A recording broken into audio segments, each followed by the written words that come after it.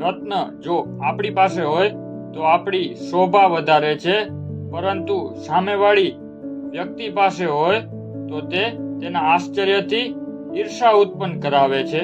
જો આપણી પાસે રત્ન હોય તો આપણા મુગટમાં રહીને આપણું ગૌરવ વધારે છે, પરંતુ શત્રુ પાસે હોય તો તે આપણા માટે નુકસાનકારક સાબિત થાય છે. બુદ્ધિમાન વ્યક્તિ પણ રત્નની સમાન છે.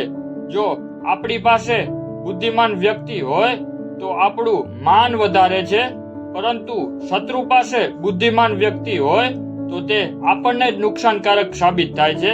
તેથી આચાર્ય ચાણક્ય કહે છે કે જ્યારે બુદ્ધિમાન વ્યક્તિની ઓળખાણ થાય તો તરત જ તેને આપણા પક્ષમાં લઈ લેવો જોઈએ, કારણ કે જો તે શત્રુના પક્ષમાં જતો રહેશે તો આપણા જ માટે વિનાશનું કારણ બનશે.